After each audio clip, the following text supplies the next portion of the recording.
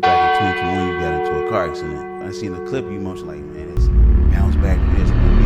How was that moment? It changed my life because I had to change the way I was looking at life. But you say Joe Foster is someone like you, I wouldn't say look up to, but like far as some person that navigates you through certain situations. A person treats you based upon where they are in their life at that time. What is the average score, credit score for a black person in our community, just in general? One of the many lessons I learned in life, people think getting rich happens overnight. Because even for somebody who wins the lottery, they usually go broke. What's some advice you would give to like a person watching this show, that's trying to start over and figure themselves out? Most of the things growing up that we were taught that was bad actually benefits us. And most of the things they taught us that was good harms us. Being an entrepreneur is challenging, you have those moments when it's dark, when you see them, man. Because I'm gonna be honest, for me looking, a person looking inside out, it's like everything in your life is good, everything is gravy, and you feel like you just did this quick. And a lot of people don't see the back end behind that.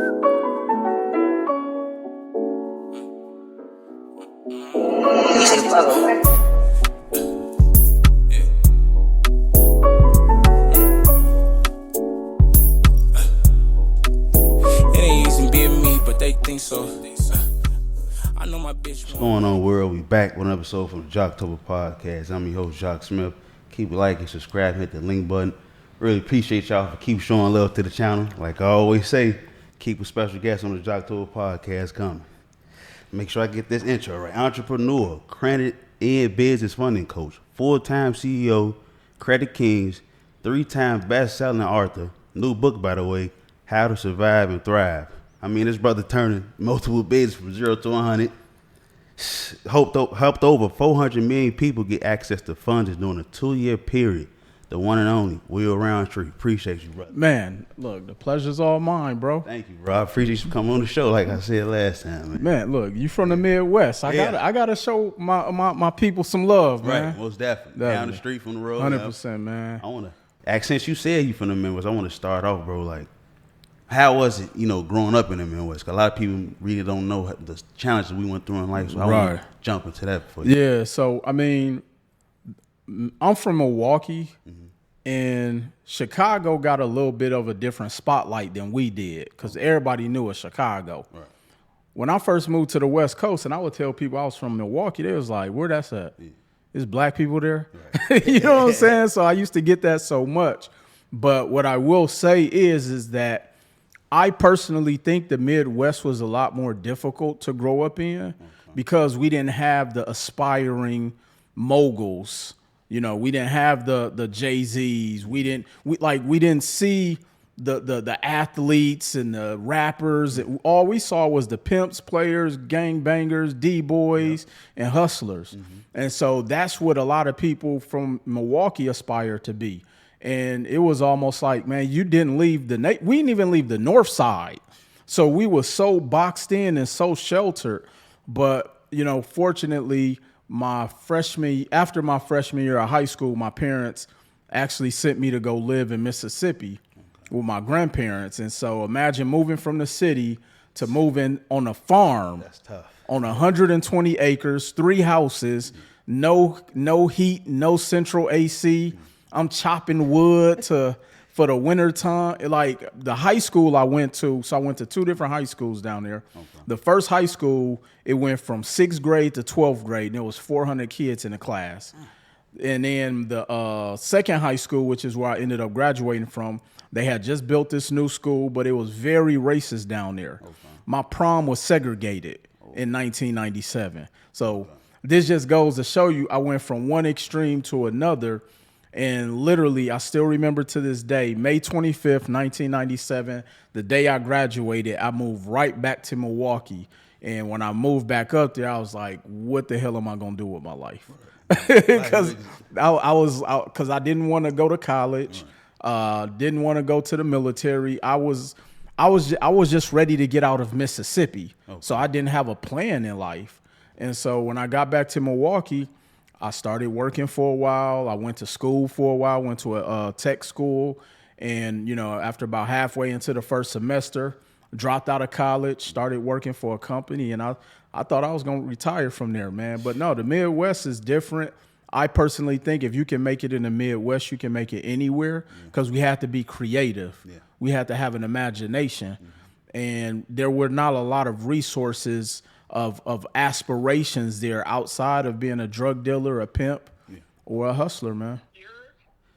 What up, bro, man? What's up, bro? Man, I'm going to have to call you back, bro. I'm going to have to call you back. Madone going on, man.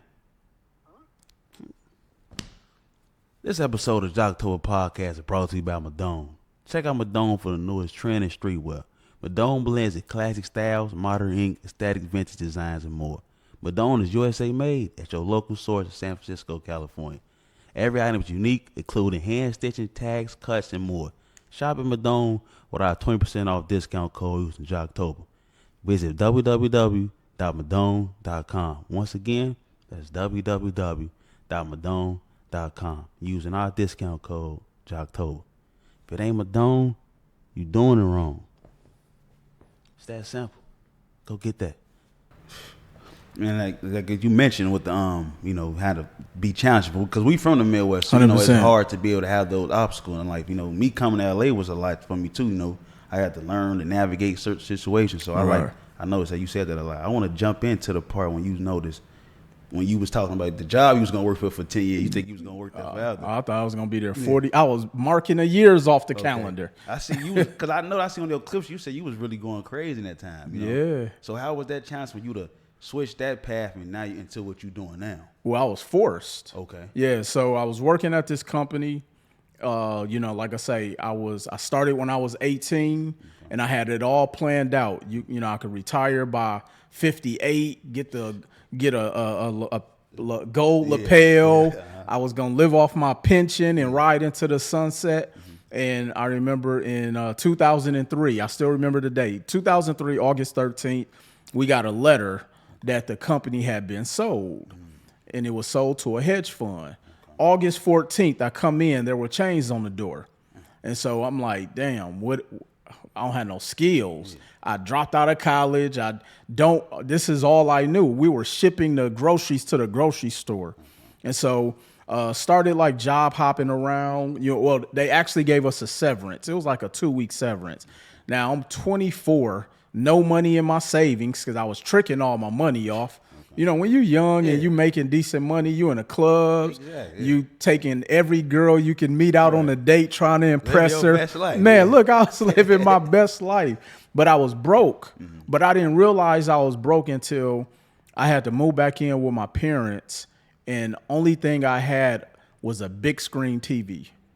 I didn't have nothing else. And I'm like, damn, I had worked all these years making good money. I'm single, no kids, and all I have to show for it is a big screen TV. And it's the big screen with the butt at the back. Yeah. These flat screens wasn't out back then. Yeah. And so I started, moved back in with my parents. And during this time, my parents had a friend who introduced my sister to this network marketing company, which is direct sales. And my mother was like, hey, it's a meeting going on tonight. Can you go with your sister? And I was like, man, I don't want to go to this shit. Right. So she was like, just go with your sister or whatever. So, my parents convinced me to go.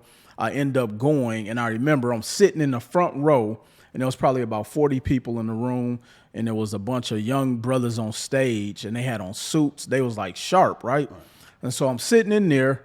I'm already coming in there with an ego, super negative, my legs crossed. I got on some Timberlands, baggy jeans, and a white T-shirt. I probably even had a do-rag on, and I'm sitting there like this. Right.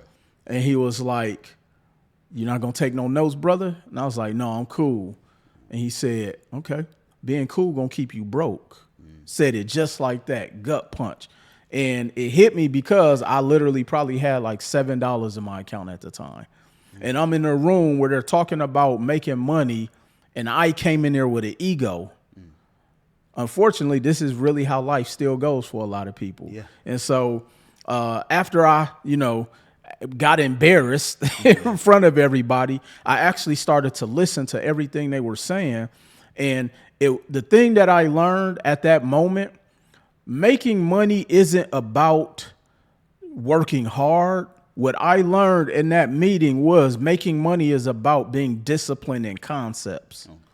And from that moment, it opened up my eyes. And so I signed up for that network marketing that night. I think it may have only been like $49. And man, I haven't looked back into entrepreneurship since. And this was in 2003. So you feel like that moment like changed everything in your life? It changed my life because I had to change the way I was looking at life. Okay. You know, I think all too often, like, just like, you know, most young black men growing up, I wanted to play in the NBA. Right. You know, I'm a huge fan of Michael Jordan, you know, like I literally thought that's what I was going to do until I saw I was not going to be 6'5". And so my life forced me to have a backup plan, but nobody taught us about money growing up. Right. We didn't have conversations about being rich. No. We didn't have conversations about entrepreneurship. We didn't have conversations about financial growth. All we talked about was go to school, get good grades, go get a good job, marry, have a wife, 2 kids, a white picket fence, and maybe a dog. Yeah. That's all we were taught growing up. And so I had to first come in there with the perception that everything that I learned up until that point when I was in that meeting was not relevant in that moment. Okay. Because they talked about everything that went against the grain. And as I'm sitting there deciphering, as he's communicating the message, and again, it's against the grain of what I've been taught, I'm then talking to my subconscious saying, damn, everything that I learned, nobody is winning from that strategy. Maybe I need to listen to this. So even if everything he was saying was wrong, I at least had to take a listen, because all of the advice I had got up until the age of 24 didn't work for nobody else. I see. And that's why I kept an open mind and why I made that shift. It's like a tough shift, you know, that y'all feel like you made, man. You know, because I seen you mention about like being an entrepreneur is challenging. You know, you have those moments when it's dark. You know, when you sees them, man. Because I'm gonna be honest, for me looking, a person looking inside out, it's like everything, your life is good, everything is great, and you feel like you just did this quick. And a lot of people don't see the back end behind that. Man, this is a 20-year journey, and to your point, I can remember, man, Jock, before I moved to Las Vegas, I was so mentally fucked up. Can I say that? No. Okay. I was so mentally fucked up. I remember being in my parents' basement, and I'm like, I don't know what to do with my life. Because I really do understand how when someone goes from a certain place of grace of where they think they are and they have a fall. Because when I was working at my 9 to 5, you know, I'm 19, 20, 21, making 50 grand a year. In 99, you know, that was decent money. Rent was $300.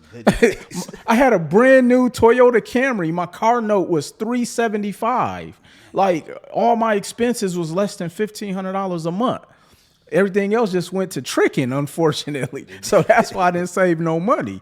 But when I had to move back in with my parents and I'm trying to figure out this entrepreneurship thing, and it didn't go right to the path of how I would have wanted it to go. So I will preference that. And I can remember being in the basement, and there was a point where I literally thought about taking my own life. Like, that's how bad it had gotten. And that's why I often tell people, Jock, that the mindset is the toughest thing to battle when you're on this journey, because your mind will fuck with you in a way of one or two ways. One, okay, you're super optimistic. You have to be delusional as an entrepreneur, meaning like, this shit is gonna fucking work out. I know this is going to happen. I'm going to do. Now, of course, you got to do all of the right things. Or you can be like, fuck, nothing is working. I don't want to be here no more. So it's two extremes, and I've seen both sides. But that's why when I talk about when you change the way you think, that's when you'll become successful. it wasn't even about me thinking, oh, I'm going to be rich. I had to think that, Will, you just got to stay in long enough to see it change. You know what I'm saying? It's like going to the gym. It may take you 6 months before you see your body transform. Not knowing I've been eating bullshit for 20 years. Same thing when you're in business. You've been doing it wrong for 26 years. I've been doing it wrong for X amount of years, and I'm supposed to be here in a year and a half? No, like it takes 10 years to get a doctorate degree. So what makes me think I'm going to be this super mogul in a year and a half, or even 2 years, or even 5 years? And that's the thing where I talk about mindset. Mindset, people have a misconception thinking it's about being motivated. Motivation wears off. Mindset means you got to wake up every single day, and even when shit isn't going right, you got to tell yourself, I'm going to make this shit go right. I'm going to figure it out. I'm going to go get the right answers. I'm going to invest in myself. Like, you have to be willing to do all of those things that are unconventionally unpopular. And that's the only way you're going to really get through it, man. It's like, man, you talked about them dark moments you had, right? And I feel like, some people, like you say, you either going to be delusional or crazy because you got to make sure, like, in your mind, you're like, this is going to work. What was keeping you going through that whole process, That's actually a good question. So going back to being in network marketing, I had an incredible mentor, a gentleman by the name of John Malott, who's from Milwaukee. And John Malott, if anybody follows him online, he's still the same guy to this day. You talking about delusional, but delusional in a good way, because he will have you believing that you can run through a brick wall. But that's the level of delusion you got to even have in yourself. And John instilled that in me. And so the thing in that network marketing company, and this is the thing I always applaud for network marketing, which I would tell anybody, if you had a choice to go to business school or network marketing, I would pick network marketing any day, because the one thing that they teach that nobody else teaches is personal development. We literally would have training solely based on personal development. It had nothing to do with the product. It had nothing to do with selling. It had nothing to do with how to recruit people. It had everything to do with, I need to recondition the way you think. And I tell people I always said that has been my unfair advantage, because I had 3-4 years of personal development college versus traditional college. I had 3-4 years of working on my mindset versus learning how to create an Excel spreadsheet. I went through everything from a personal development standpoint, that those are the things that's going to get you through. So even when, I moved to Vegas, fast forward a little bit, and he actually loaned me $500 to go to Vegas. Shout out to him, man. And 500 don't go far. Not even in 2005. But even when I was homeless, I didn't even feel like it. I always tell people, when I didn't have nothing, that was some of the best times of my life, because I got a chance to actually go out there and learn through life experiences. First of all, I got to get all of the dumb shit out the way, clubbing. I got to get a lot of that out the way, even though I couldn't afford to do a lot of this stuff. But when I didn't have anything, I knew it couldn't get worse.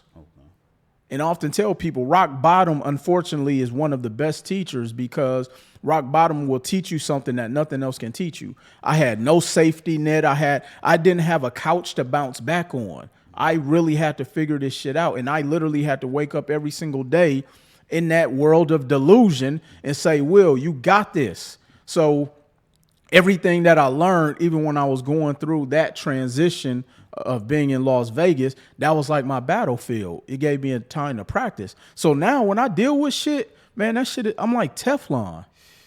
I've had losses even in the past 2-3 years, but nobody would know.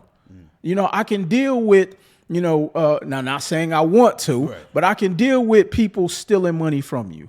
I can deal with bad investments that I may have made. I can deal with people, I've helped so many people, make money, get on their feet, change their circumstance, change their life, help them, lead their 9 to 5, and they still talk shit. But I can deal with that. That type of stuff doesn't bother me because I've dealt with everything you can deal with at the bottom. You see what I'm saying? So a lot of shit does not bother me. Well, how can a person talk down on you to want to help them get to where they at, Because a person treats you based upon where they are in their life at that time. So I could give you my kidney, but as soon as you heal and you go out there and then you can't make no money, you still gonna be like, man, fuck Will. But this is the culture we live in. And so even from a standpoint of whether you're helping a friend, family member, or a stranger, everybody doesn't have this thing called gratitude. And I often tell people, I'm grateful of you allowing me to come on your show. You know what I'm saying? Because I'm grateful of everything that is afforded to me, because don't nobody owe you shit. You know what I'm saying? And we live in this culture. And when I say culture, I'm not even just talking about black people. I'm talking about people. We live in a culture of entitlement where, you should be putting me on. Well, how can I put somebody on that doesn't have value? Meaning, yeah, I may be on, but when I open the door, what you gonna do? Because I can't make people like you. I can't make people want to do business. You know what I'm saying? So putting people on culture has really kind of messed up and tarnished the integrity of wanting to build with people who you like who you grew up with. Yeah. You know what I'm saying? But no, you'd be very surprised, man, how many people who gonna have something to say. But that comes with the territory, man. Speaking of people got something to say, I know you probably go through these moments when you got family members who you gotta separate, because definitely you got people in your life who become like an asset and is not helping you and benefit you. How do you navigate through those challenges in life? Yeah, so when I learned that you get rich working with strangers, I stopped even trying to work with family. Man, they say it's crazy. You make more money than people you just met than people you know. Yeah, man. Yeah, because here's the thing. And I often tell people the sooner you get over the fact that people who know you will not support you, you'll transition faster. You got to hurry up and get through that period mentally. And that goes back to that mindset. But here's one of the reasons why. They remember who you used to be.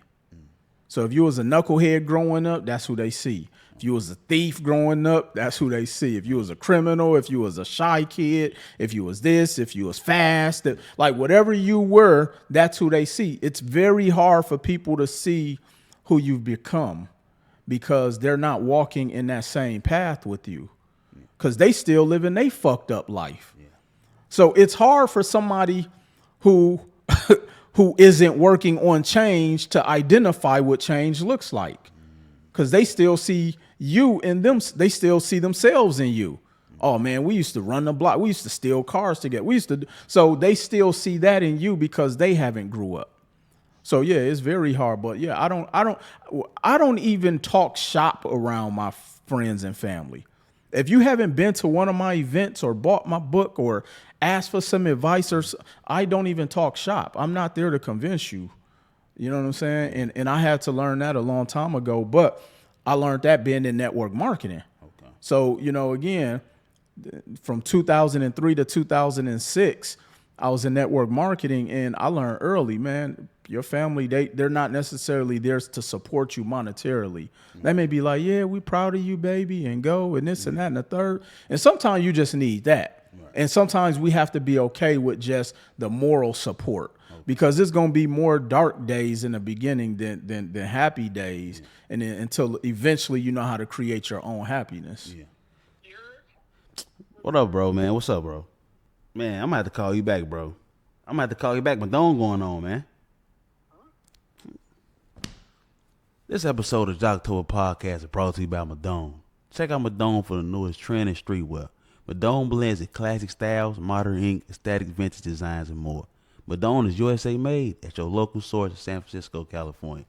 Every item is unique, including hand stitching, tags, cuts, and more. Shop at Madone with our 20% off discount code using Jocktober. Visit www.madone.com. Once again, that's www.madone.com using our discount code Jocktober. If it ain't Madone, you doing it wrong. It's that simple. Go get that.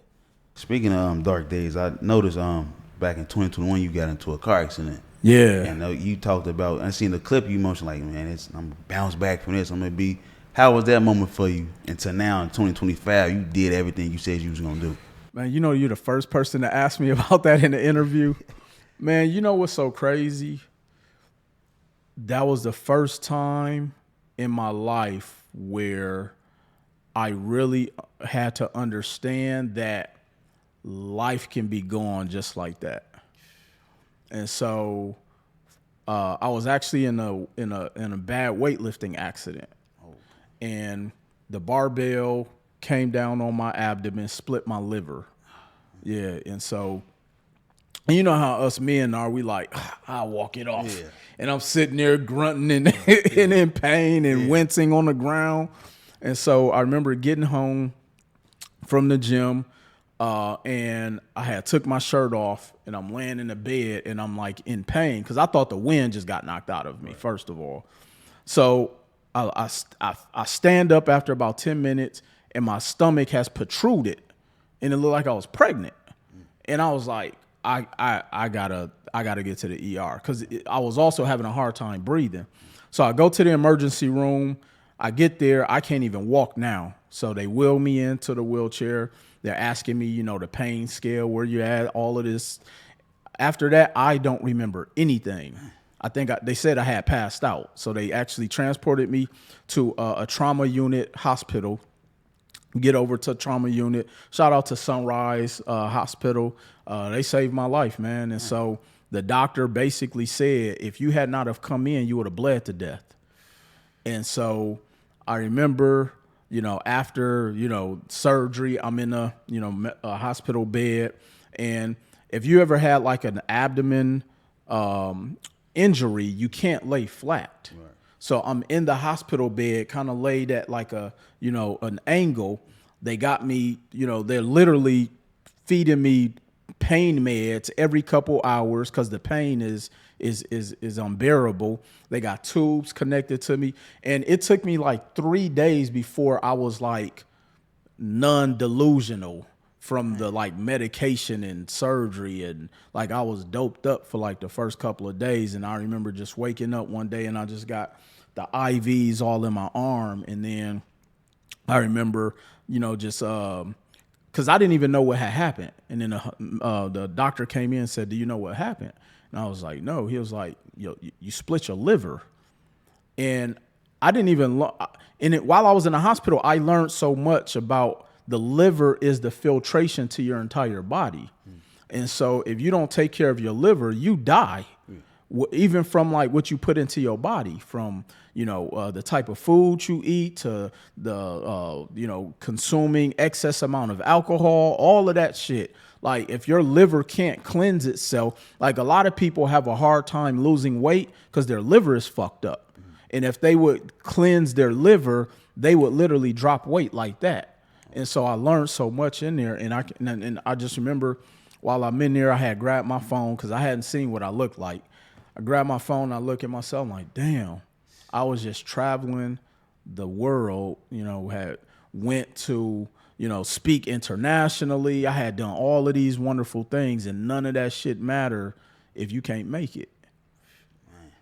I can't take the money with me, like all of that stuff, man. And so I remember just making this little short video and just saying, man, if I can get out of here healed, nothing is going to stop me, but I'm going to do it more with the purpose. It's not going to be about the money anymore. Right. Making the money is good, but it allows me to be able to help and bless more people. And so, man, yeah, from that standpoint, man, I actually started doing business differently too. I got rid of a lot of people who was around me after that situation. That's a tough situation to go through, bro. Yeah. Even like physically and mentally, you know. Oh, it took me a while to bounce back. I see why you say you don't nothing stop you Teflon. I see. Yeah, because I'm like, man, I almost died. I lost everything. Like what can shake me now? Right. Yeah, nothing. Somebody calling me a name on the internet, that ain't nothing. Yeah. You know what I'm saying? I was getting called names at elementary school. Yeah. Like this, like in that, but you have to, that's how you have to be built in business, because the higher you go up the food chain, you become the enemy in business. That's the sad part about it. The higher you go, you become the enemy. Why is it like that? Because people hate seeing people win. Even your own people. Because they're losing. The biggest minority on this planet are winners. So this is why when you make it, you got to get the fuck up out your neighborhood. You got to get out of, you have to, when they say, man, money changed you. Yes, it's supposed to. Because I can't keep thrusting myself in. I remember when I was first starting to, ascend on my career, I used to love going to the hood clubs. You know, being from where we all from, like we still want to go back and feel like we're a part of the culture. Yeah, we feel love. But then I remember one day it was a real big fight in one of the spots I was in. And I was like, I can't, this is like a suicide mission. Especially now because I'm such the opposite of an internet person. Even though people see me on the internet, I'm not an internet guy. I don't even really like taking pictures. I do it because I have to. Right. But I started to learn, man, like people recognize me. Bro, you a target.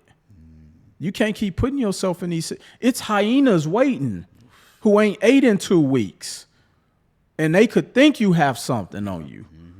Yeah. So I had to start changing how I move, man. So now I'm in cigar lounges, tiki bars.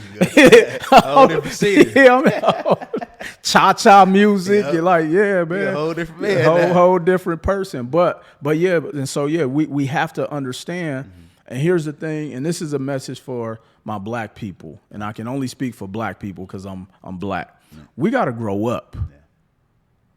We 40 and 50 still doing childish shit, thinking it's cool for likes or clout or to impress a woman, impress a man. Like, we got to grow up, man. Yeah. And this is why so many people stay stuck. And then when they see you're changing, you're growing, you're thriving in your space, and they see you making money, and they see, because it's not, people not even always jealous of like your financial success.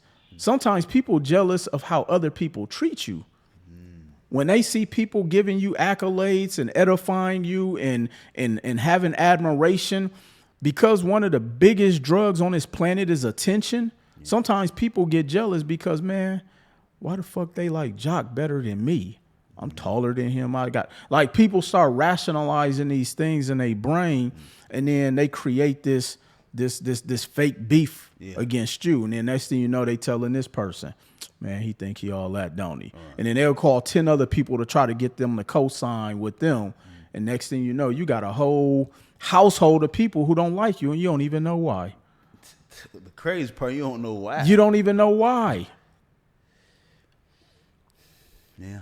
It's some sad it's shit, sad, dog. Man. Yeah. I want to ask you this, because I seen one of your clips, bro. I want to, as far as like on the mentor side, I want to say, would you say Joe Foster is someone like you, I want to say look up to, but like far as some person that navigates you through certain situations in life? Well, so for people who don't know, Joe Foster, the founder of Reebok, so he never really mentored me. Okay. He was just someone who I had an opportunity to work with.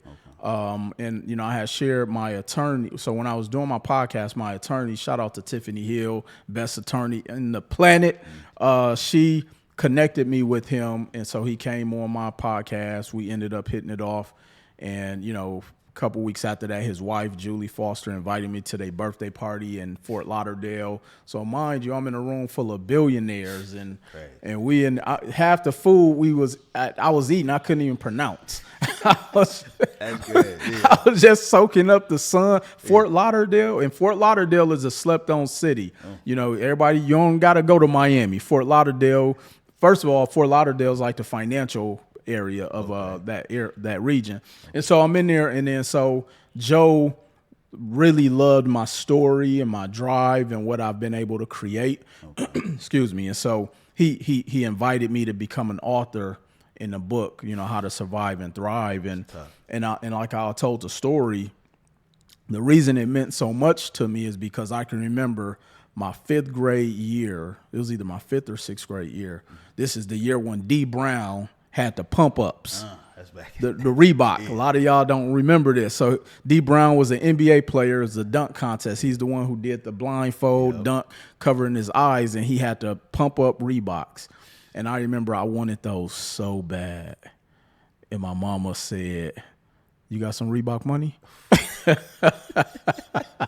the hurt one. Yeah, you got some Reebok money. Right. And so I couldn't afford the Reeboks. And so growing up, man, like, you know, because Reeboks was killing back in the day. The black tops, the pumps, like all of that. So to come full circle, and now a brand who I grew up admiring, the founder, and when he told me the story of how Reebok started, it started out as a tennis shoe, like people who play tennis out in the UK.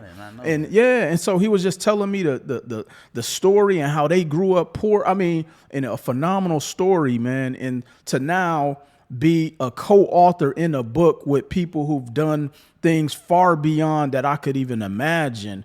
And Joe Foster, you know, changed the landscape of the sneaker culture, especially after they partnered with NBA players. And he told me that whole story. And I even tried to convince him to give me my own signature shoe, but it's still in the works. Hopefully, hopefully he see this.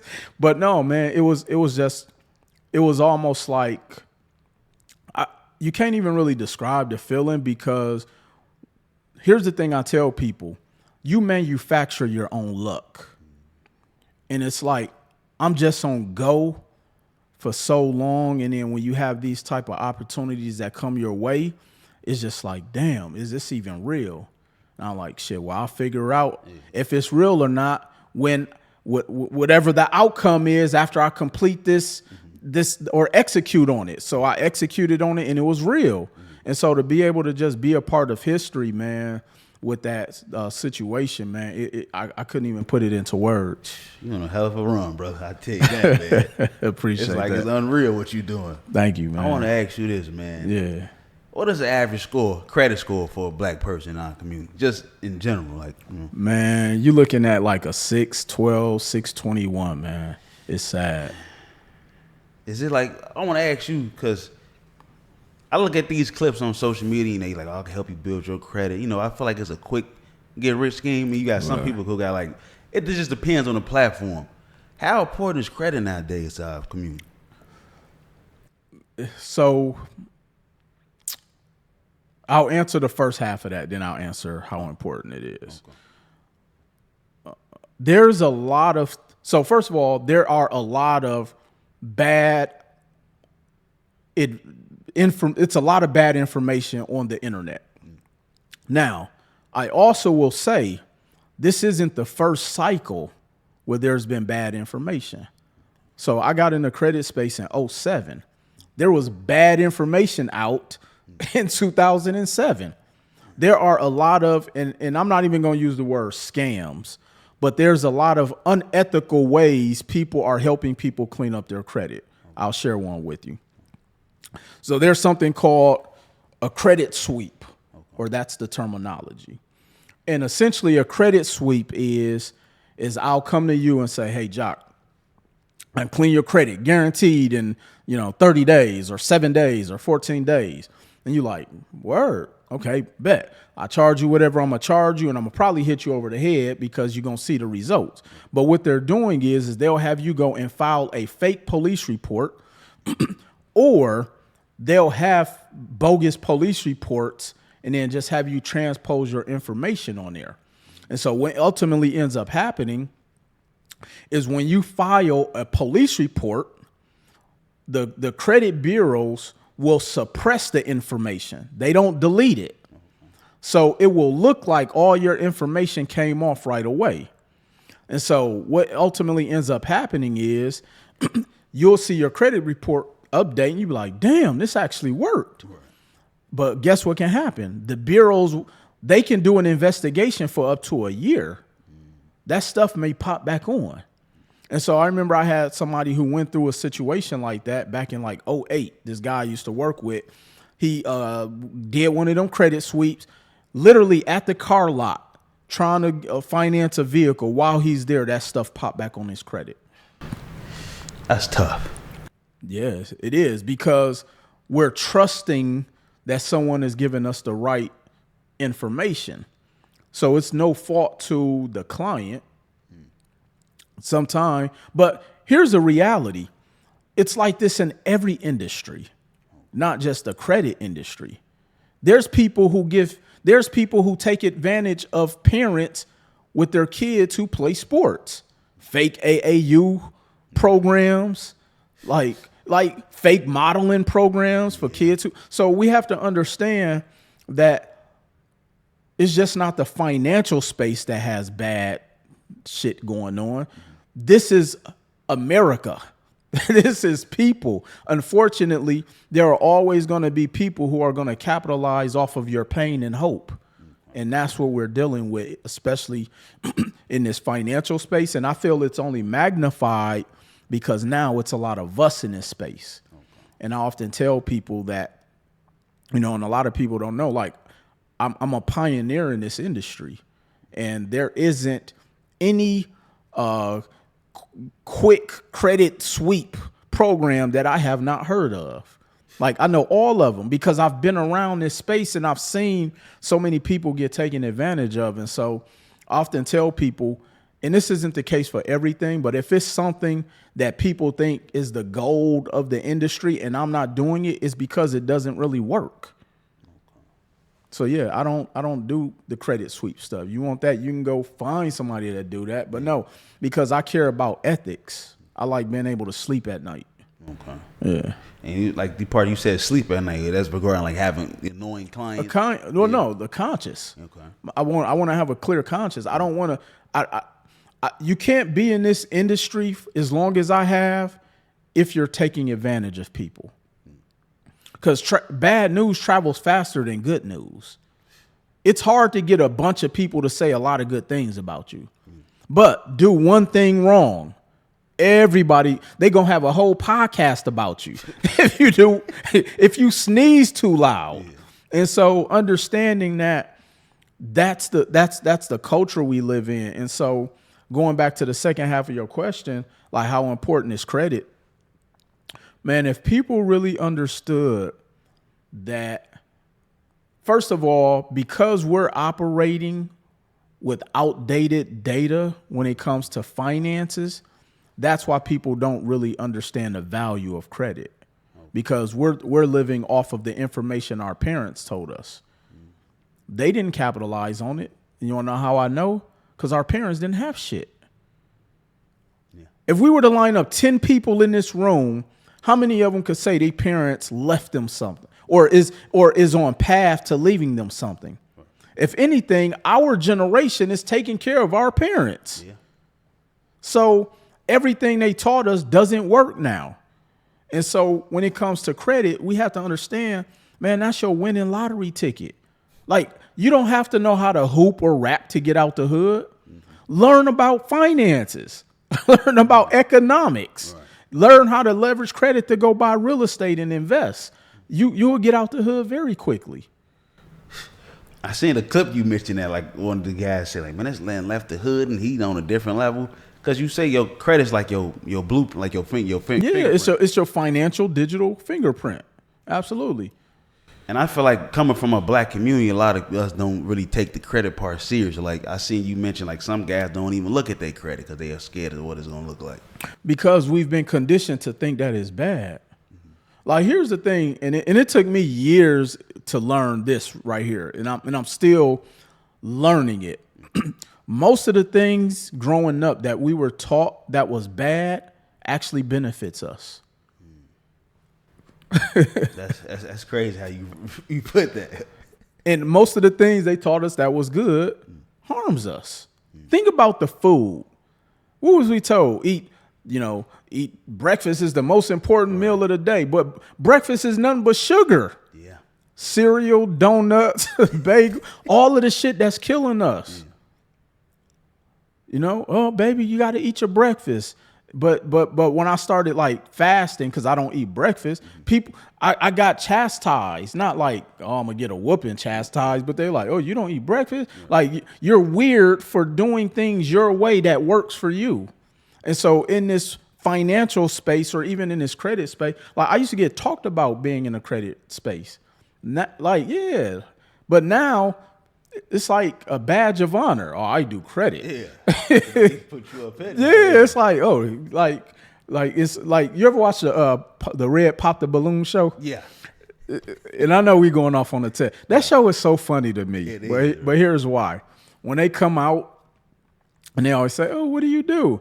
Oh, I'm a daycare owner. I'm a barber. I'm a astronaut, and I do credit. Right. It's like everybody. Yo, everybody wants to be a credit specialist now. They do. Like, bro, I seen people. No lie, I've seen dudes use that to women. And I'm like, what's that, a leverage or something? I guess. Hey, baby, I do credit. Like, I've seen. Okay. I'm like, man, what did I start out here? Right. You know what I'm saying? But yeah, credit is very important because it dictates how the financial world see you. Mm-hmm. Think about it. Everything on your day-to-day is about the perception of Jock financially.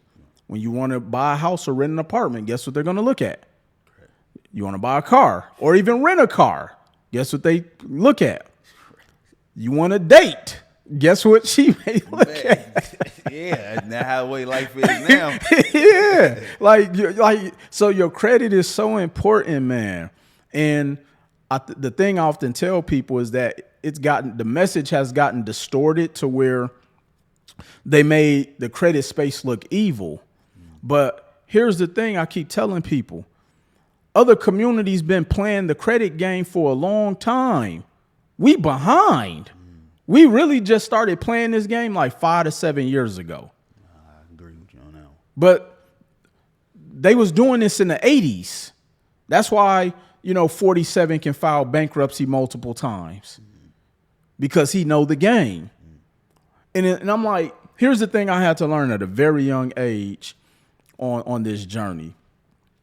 I stopped getting mad and saying, that's not fair when it comes to life. Because whoever told you life is going to be fair, they set you up for failure. Ain't no such thing as fair. Hell, you watch the NBA ain't even fair. The refs going to cheat. Right. Because in a game, and I actually looked up the definition of the word game. Hold on, let me read this out loud. This is gonna blow people away. All right, because I'm big on understanding definitions because we use a lot of terminology and we don't know why we use it. So the word game, a form of play or sport, especially a competitive one, played accordingly to rules and decided by skill, strength, or luck. And so when we look at this thing called the game of life, you have to be skilled at it. We don't work on the skill of life. We just wake up and do everything that we were told to do, that we were preconditioned to do. And so instead of getting mad, no, you got to learn how to play the game. You got the game of life, the board game, the game of Monopoly. We thought those were games. No, that was teaching us the game, but we didn't take it seriously because we thought it was just a game. And so you got to get skilled. If you want to be a great podcaster, you got to get skilled at communicating. You want to be a great athlete, you have to go shoot 10,000 shots. What are we doing to be skilled economically? Nothing. Going to conferences doesn't get you skilled. Because I know people who got pictures at every conference and still scared to invest. I know people. What you doing? Yeah, it's like, what you doing? Because you just want to be a participant. You just want to sit in the bleachers and take pictures and say, I was here. You're not going to win at life like that. You're not going to make it at all. At all. I seen you mentioned like you got a lot of guys that you knew personally, like, because we come from a background, a lot of guys they get money the wrong way. Yeah. Now they notice, oh man, I could do it the right way, get the money. They trying to switch that money into like credit, business truck. Yeah. Have you came across a lot of people like that in your journey that try to help you with their credit? That I've helped with their credit. Their credit, my bad. Talking about like coming from the streets. Yeah. Man, all the time. Man, I told a story once. There was a gentleman in Jackson, Mississippi. And I told the story once. So we were doing a workshop in Jackson out on a corner. And this dude came up after I finished presenting, had the ratchet on his hip. And I'm like, bro, I'm just here talking about credit. And he just came up to me. He was like, man, I just want to thank you, bro. And I was like, what you mean? He was like, man, you gave me another option. And so I have a lot of family in Jackson, Mississippi. And I remember a few months later, I went back down to visit my aunt. And my aunt was like, hey, baby, you know so-and-so? And I was like, no, who was she? Like, he said he was at your class and he came up to you. Man, she told me this brother done became a deacon in the church and changed his life because he started learning how to invest in real estate. Changed his whole life. And so the thing that I often say is that everybody don't sell drugs because they want to. Right. Unfortunately, that's the only outlet they feel they have. That's the only game that they got really skilled at. And so for them to be able to see, hold on, I can go, because when you think about it, you're going to go out there and sell for somebody else when you can go to the bank, get $50,000 and go invest in this barber shop. Go start up this food truck. I mean, we both from the Midwest. Man, 10 years ago, we was buying houses for $10,000. Like that you could really live in at the $10,000 mark. So unfortunately, because nobody has showed us what our options look like, think about it. Your life was scripted already. Everything that you probably did up until you became an entrepreneur was everything that you was told that you had to do. Am I right or wrong? You're right. It's scripted. So can you imagine growing up in an environment where like I say, we only saw the drug dealers, we only saw the pimps, we only saw the hustlers or whatever. So our life was manuscripted because they're like, oh no, that's the only way I can make it out. Oh, let me go get this pack. Let me go, jack. Like it's been manuscripted, man. And then once people see, man, I can really go out here and get X amount. I ain't got to worry about the police. Ain't nobody looking after me. And let's just say it don't work out and I mess up. I'm going to get a letter that say you owe us. We're going to sue you. Yeah. But guess what? You go through that motion, you shake that shit off and you go start over. It's no different than when you go to jail. People are repeated jail offenders for selling drugs, but they won't go clean up their credit and start over again. Yeah. People have failed in every area of their life, relationships, jobs, family. But when it comes to this credit game or I'll just say entrepreneurship and wealth building and economics, we get soft. For some reason, when it comes to our personal goals, that's the only area we get soft at. No, tighten up. You're going to have some bruises. I've never seen nobody get to the finish line in a marathon without a stub toe, without a nick on they shin. Like you're crossing the finish line bruised. That's how life really works. People afraid of those moments though. A lot of people is. They only afraid because they've conditioned themselves that they don't think it's real. Well, they can't do it. Well, sometimes I challenge people when they say that. Because when people say, oh, I'm scared to fail. I'm like, how you scared? You failing now. It's like, you're not living the life that you dreamt of when you were a kid. What happened to all them cars you used to put on your wall as a child? You don't own none of them. You said you was going to be living in Hollywood. You right here with me in Milwaukee. Like you're failing now. So what is it that you're scared of? Or is it that you don't believe you can do it? Oh, no, I'll tell you what it is. You let somebody tell you what your dream should look like. You've discounted your dream. And when I got to the point where I was like, yo, I'm tired of putting my dream on a clearance rack. I'm tired of being humble. No, because humble means you lower your standards to make somebody else feel good. When somebody call me humble, I say, I'm not humble. You know what I'm saying? Right. Like I'm grateful and things of that nature. But don't ever say that I'm humble, because humble is a term that keeps us stuck, because we like, oh no, I don't want to shine too much in front of the jock, or I don't want them to know I got this. Man, I remember when I first got a brand new vehicle, when I first started making some money, I would park far away so nobody would see what I was driving. Here I am in a brand new whatever I was driving at the time, and I'm ashamed. You want to pull up it. But that's we've been conditioned to do that. But see, one thing I had to learn, when you're sitting around a table with winners, bragging isn't bragging. Okay. It's only bragging when you're sitting at a table with losers. Yeah. You know what I'm saying? So yeah, I had to learn all these concepts, man. That's a tough concept right there, man. You know, being in a room with people, you know, they say, like, I seen a clip you also mentioned how not being like the loudest person in the room, but just sit back and soak game and knowledge, because you can learn from multiple people. 1,000%. Yeah, because I feel like now everybody want to put this image on social media. So, I do this and that. Like, everybody want to be a credit person now. Why don't we have this time in life that people want to just, everybody want to throw this image on social media like they doing this and that? I'm not gonna say I necessarily have the answer for that, but what I will say is that when we were growing up as kids, and I can only speak for myself, growing up, we didn't believe we can be anything. And so sometimes that's a part of that delusion where we got to tell ourselves, you know, I'm going to be this, I'm going to be that. But now to the point of what I think that sometimes we deal with, because I've even been through this syndrome, is that we got to put on this entrepreneurship costume. Okay. And what I call that is that we got to let people know we got money through how we act, the places we're at, how we dress. Like, that's our costume.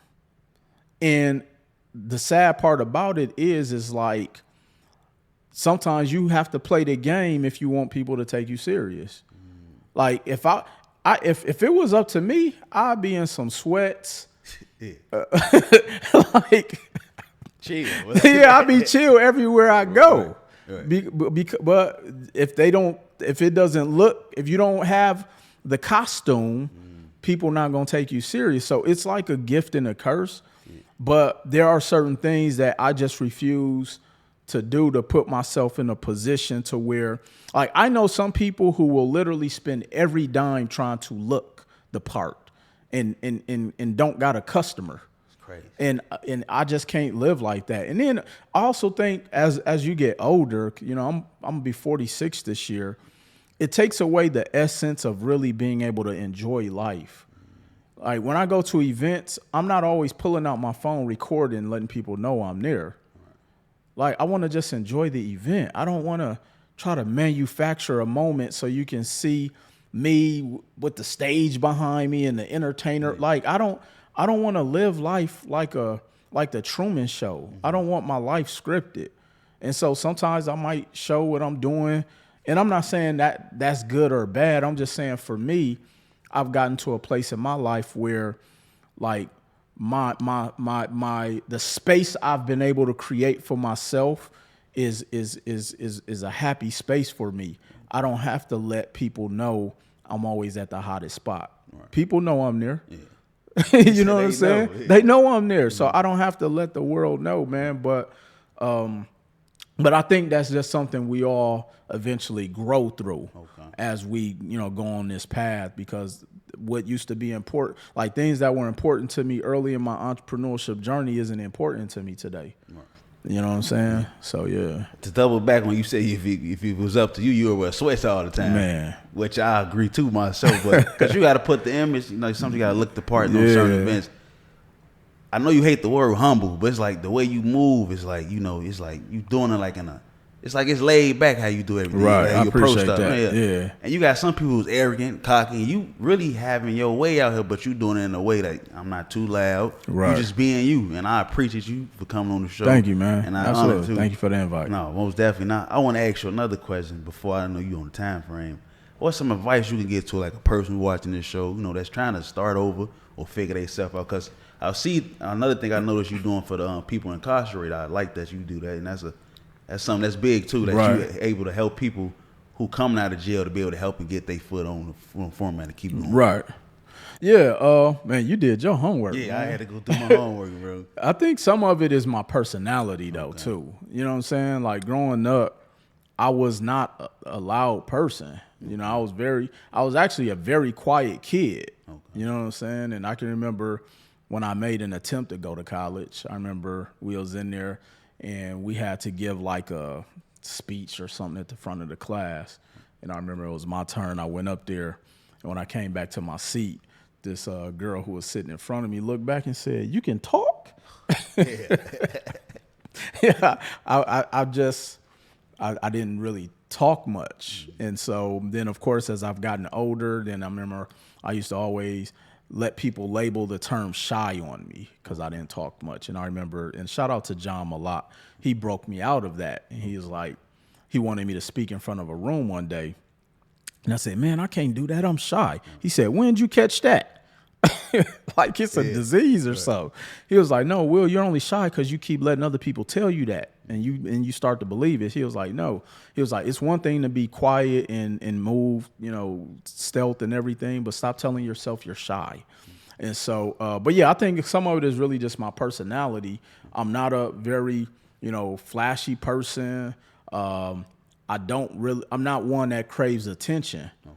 You know what I'm saying? And so I think the fact that I don't crave it, it allows me to be able to sleep at night.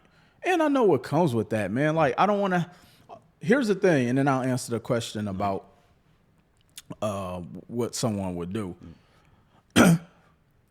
There's people who live their entire day trying to go viral.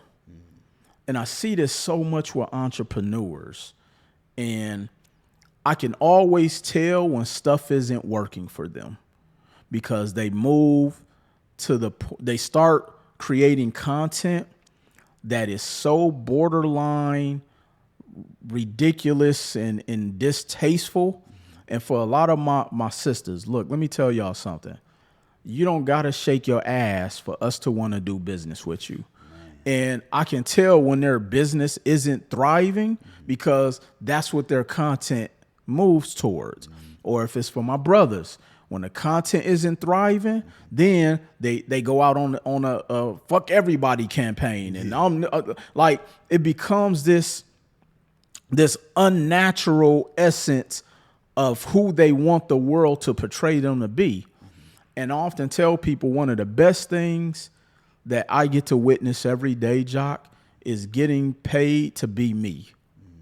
Like, I'm not doing anything outside of that doesn't make me me. Now, I'm not saying I ain't gonna do, I might do something crazy on the internet. People are like, "Oh, damn, Will, you was lip syncing or something. Like you did a karaoke video." But like, I'm never gonna compromise the integrity of my character to where my son one day looks up and be like, "Dad, you lame as shit for that." Like, I can only imagine what some of these people, they kids think about them. Yeah. Because ask your kids, they will tell you the truth. You know what I'm saying? Right. If I got on something crazy, my son would be like, "Dad, yo, where you going?" You ain't even, and so I think some of it is my personality. Okay. And to the second part of that question, like, some of the first things to really do is that we have to get out of this denial that we know everything. Even with all of the things I've accomplished, I'm still a student. Okay. And it takes me back to when I was in network marketing and we were out recruiting. And we used to have this line that we used to say when I would come up and let's say I'm trying to recruit you. And you'd be like, "Well, what about this and that?" And I would say, "You know what, Jock? I don't know. But what I do know is I can get you on the phone with my mentor and he can explain everything about how it works." Now, the thing and why I say that and why that's so important, there's so many people who want to know, who has to feel like they know everything or be the person that gives everybody everything, that they usually end up giving people a lot of bad information.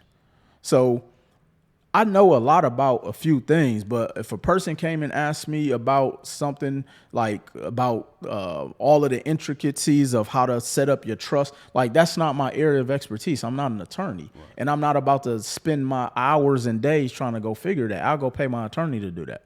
And so the first thing is that we have to understand we don't know everything, and it's okay.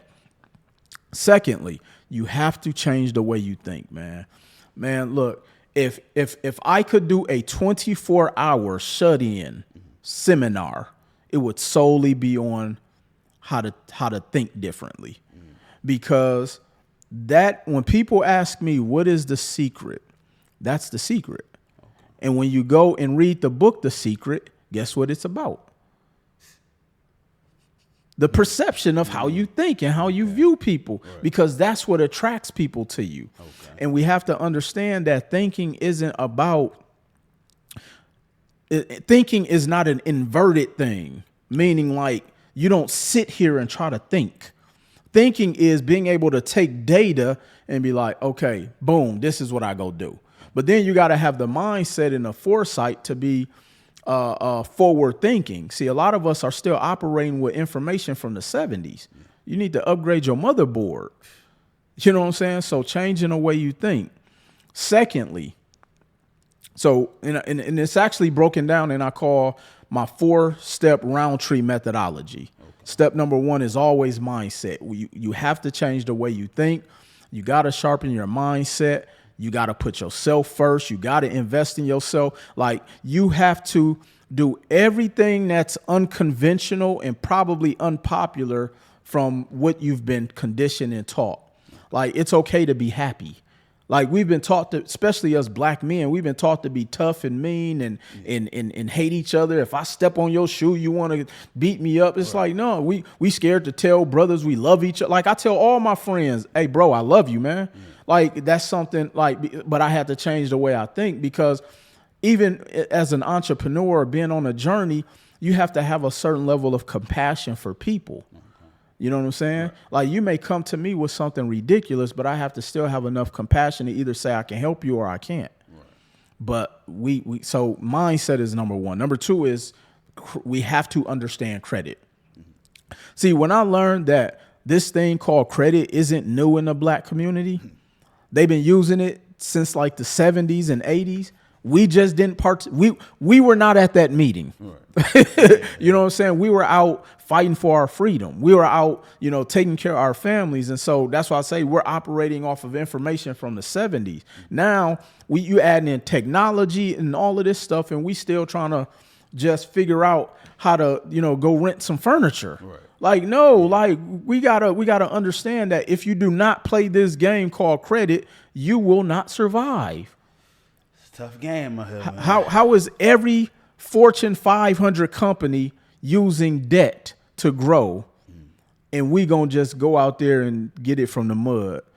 Unfortunately, the mud may just happen to be at Chase. So I'm going to Chase. Right. I've had a rough enough life. Okay. So we got to understand credit. Number 3 is we have to understand finances, money, and the cost of money. Mm-hmm. And when I say the cost of money, Jock, what I mean by that is that most people don't understand that if you get money that's too expensive, you will go bankrupt. Mm-hmm. And I say that because, unfortunately, especially for a lot of people who are new to this entrepreneurship world, or even just trying to grow now financially, hell, in order to survive, just being a citizen, mm-hmm. you have to operate on business principles. Mm-hmm. Think about it. The cost of everything has went up. Yeah. I can only imagine what the rent in LA is right now. A tent is $3,000. Yeah. Not even in a building, right. A tent. So, crazy. But in order to be able to set your lifestyle up so you can just survive, you have to think like a business person now.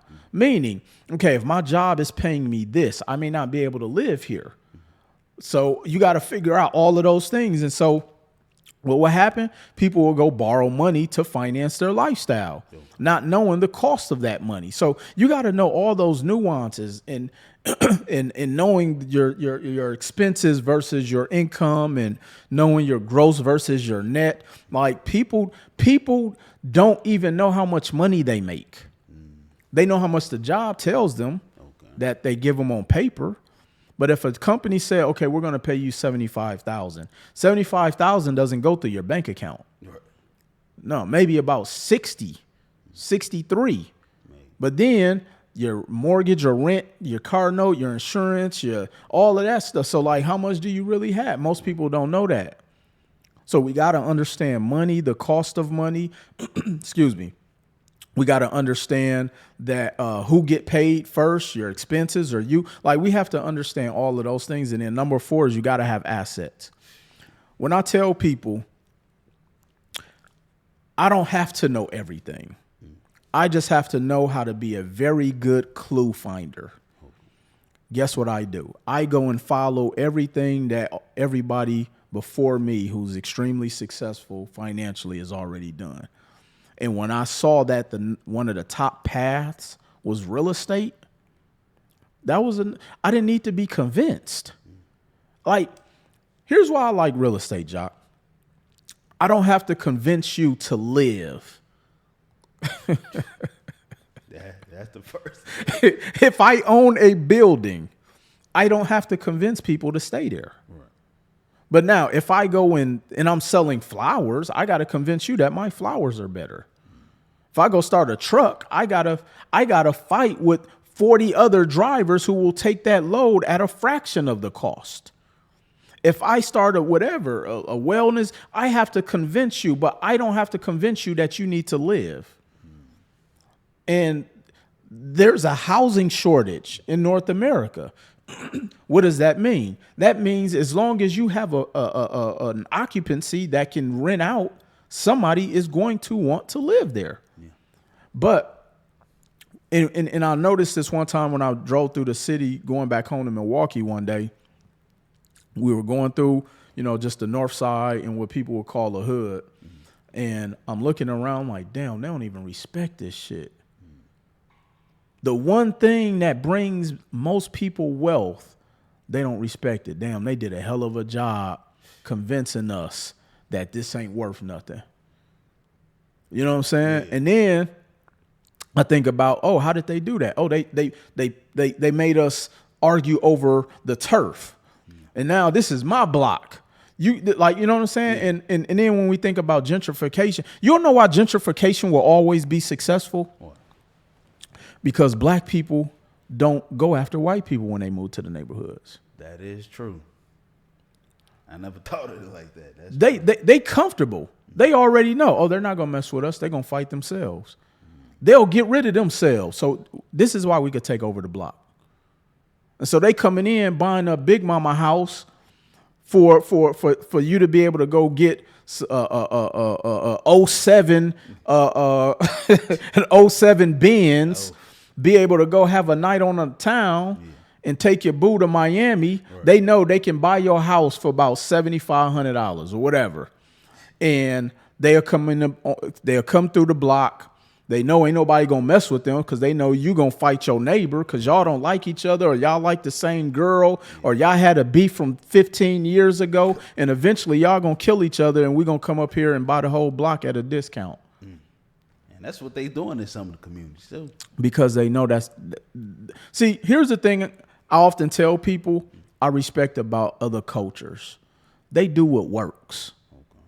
See, we as black people, unfortunately, I'm not talking about all. We don't do what works. Mm-hmm. We always want to try to put a spice on top of something for something that isn't even proven. I'm never going to you will never see me try to reinvent the wheel. Because triangle wheels don't roll. Yeah. Only circle wheels. So why would I go create a new shape of a wheel? And that's what we do too often, man, is like, we always go against the grain in areas that don't benefit us. And the one area that can benefit us is learning how to play this game that they've been playing forever, and stop trying to reinvent the wheel. Yeah. I'm telling you, man, it's simple, but it's also difficult because of how simple it is. Some people say it look too easy, they don't want to try it, or it's too simple to even try it too. Because it requires discipline to do easy things. That's a good way to put it. It requires discipline. Yeah. Think about how disciplined you have to be to drink 8 glasses of water. Really disciplined. But go out and see how many shots a person can take. Yeah. They'll do 8 shots in an hour. Yeah, for real, man. You know what I'm saying? Yeah. Let that Casamigos come. They doing 8 shots in an hour. They ain't gonna finish the water. That's sad though, man. Because easy requires discipline. Man.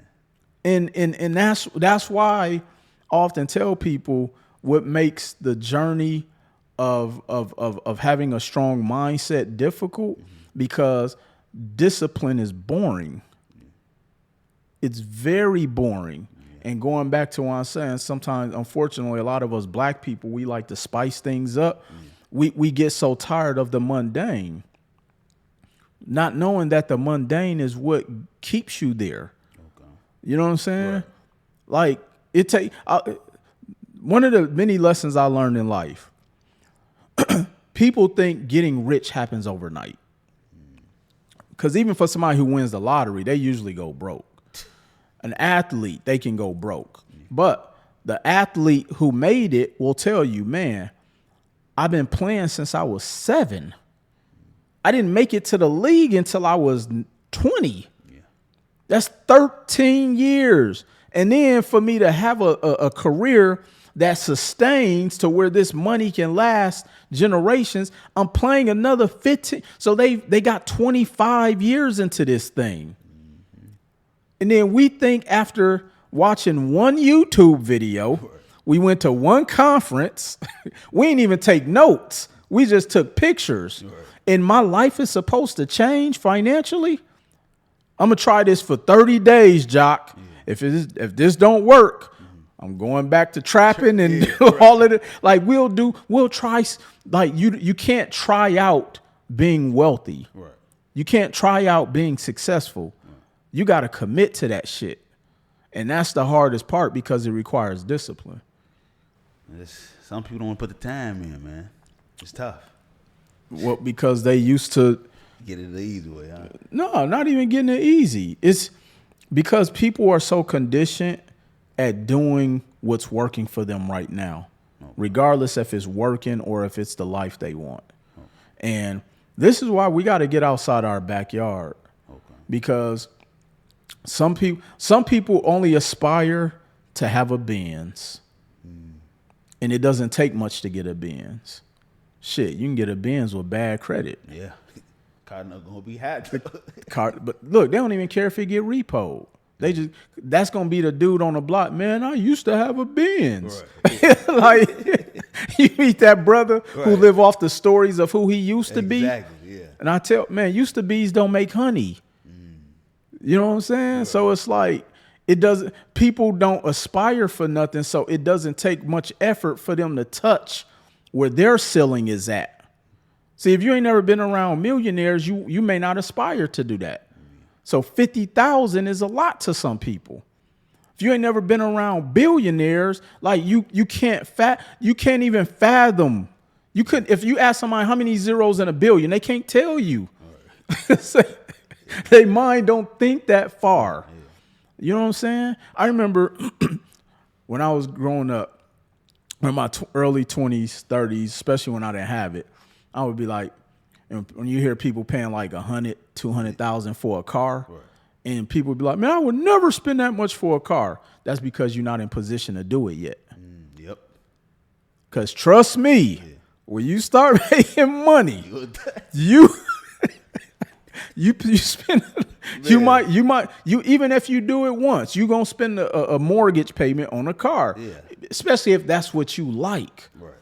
And because a lot of people aren't put in environments to think beyond what they've been conditioned to think, I don't want to be around people who want to stay mediocre. Because poverty hurts. Yeah. poverty is a disease. And when I say poverty, I'm not even talking about just being poor. I'm talking about poverty from the standpoint of everything is negative. Abuse is normalized. Like poverty breeds a bunch of things that is not good for your mental health. And I don't want to be around that. You know what I'm saying? Right. Like I didn't start getting in shape until I got out of poverty. Okay. Like think about that. Like poverty keeps people in situations where we think breakfast, you know what I'm saying? So it's like we have to elevate and sometimes get out of our conditions of our environment because everybody in that environment is lying to you about what works. Yeah. A lot of people. So you got to get out of that sometimes, man. I can relate to that topic too. I feel like I went through a situation, somebody was telling me this and I'm like, you giving me the wrong answer. Man. But it's like, it's all I know at the moment. So I'm going to deal with it. And it sucks because you lowering your standards too, like you mentioned about not seeing a bigger picture or believing in yourself. Right. I want to ask you about the book you just released. Definitely. Is it about like going in that format, like having that belief and being able to have that mindset and to keep growing? So, yes. So the How to Survive and Thrive is really just a bunch of stories from, 15, 16 dope businessmen and women who talk about their journey. Okay. And I even talk about this in my second book, Full-Time CEO, The Shit They Don't Tell You. I tell people the truth about entrepreneurship. I tell people it is not glamorous. You know what I'm saying? Yeah. Like it's days especially in the beginning, I wanted to cry. I probably did in my dreams. Right. You know what I'm saying? I wanted to give up many times. I mean, there was times where I've sacrificed everything. I'll tell people I've been sued. I mean, I've lost friends. I have people who I grew up with who we no longer are friends because of the path that I chose. Or, I have good friends who are very successful. They're on like their third marriage. Now, I'm not saying who's right or wrong in that situation, but like you're going to deal with all of the things that you have not prepared to deal with. You know what I'm saying? From loss to money to friendships being broken to like, you're going to have a faith, stronger than a mustard seed to go on this path. And so that's what that is about, just talking about those different journeys. And I even remember when I quit my 9-to-5 the first time in 2013, and I invested in a tax business. And I had liquidated my 401k, quit the job I was making, by society standards, good money, and it went all bad. I had signed a 3-year lease at the building, quit my job. And mind you, I still have all my regular bills because I think that's the thing people don't think about when they want to be an entrepreneur. You still got your regular life that you have to maintain. And so went through that, actually went through a bit of a depression. And I was like, man, I need to go back to work. But what hurts people is their pride. They be like, man, like we're so prideful to tell people we're entrepreneurs. Yeah. Or we have a business that we would jeopardize our family's livelihood just to say, oh, I'm a full-time entrepreneur. And I tell people being a full-time entrepreneur or even my brand full-time CEO, it has nothing to do with your how you're executing in the world of business. It's all about mindset. It's about the lifestyle. And I mean, I know people who, I know real estate investors who have 7-figure real estate portfolios, but work. But they work because they're in the industry that they love. Or here's another one. Entrepreneurs don't have health insurance. I didn't think of that one. Huh? You know what I'm saying? Now, I've always self-paid. Right. My medical bills when I went to the hospital was $680,000. So could you imagine being an entrepreneur? You're making, let's say, $250,000 a year, and you get a $600,000 medical bill. Man, I'll be ready to kill. You're done financially. You're done. So these are all of the things nobody thinks about, but this is the stuff that I talk to entrepreneurs about, whether it's through my books or at workshops or when I'm working with them one-on-one. Like the reason I always say that I'm probably not one of the number one guys that people prop up is because I tell a lot of people the truth.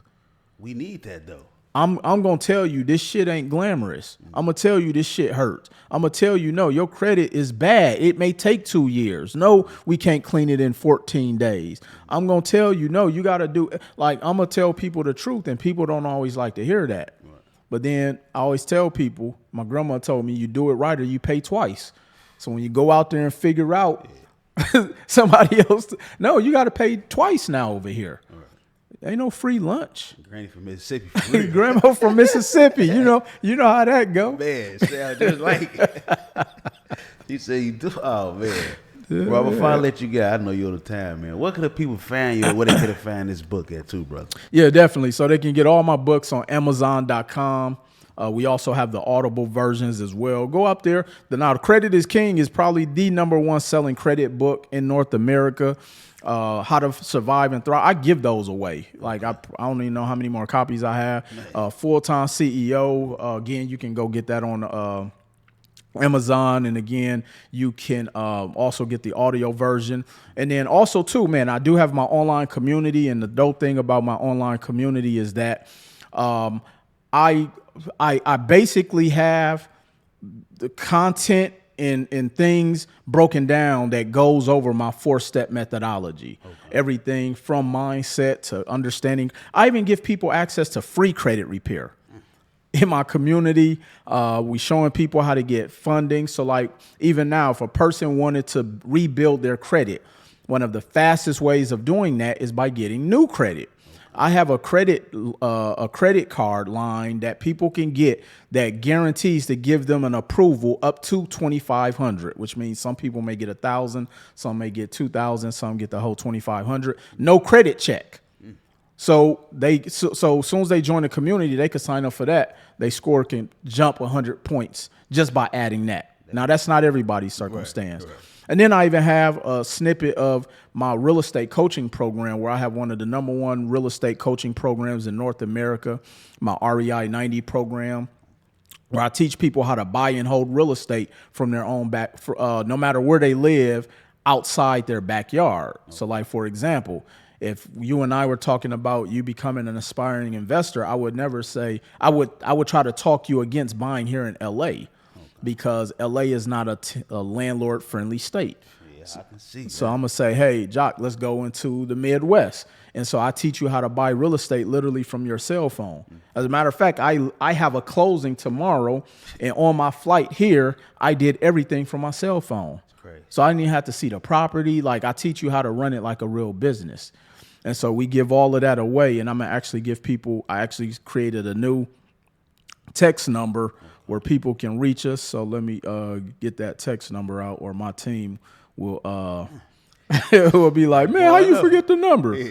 So they can actually text the word CEO to 725-307-1333. Text CEO to 725-307-1333. They'll get a link. And I'm actually letting them join my community for free for 7 days. So just like how you test drive a car, test drive the information. And if you think it's whack, you don't got to join. 7 days, a lot of people ain't doing that. Man, I tell people, you can start your credit and get that credit line within that 7 days. And if you don't want to keep it, that's up to you. Because like I tell people, I'm not here to necessarily for a money grab. Right. Like I've lived a life, Jock, that I only could have dreamt as a kid. So even if I'd never accomplished anything else, I could lay my head down at night and say, damn, I done had a hell of a run.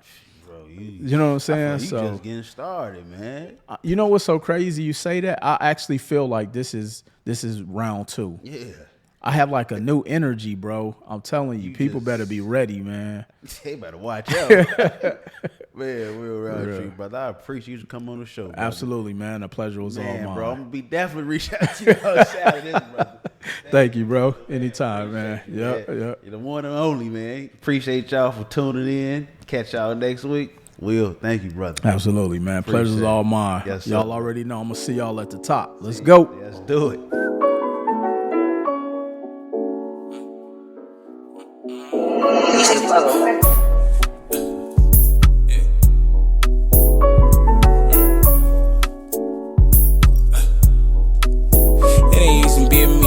think so.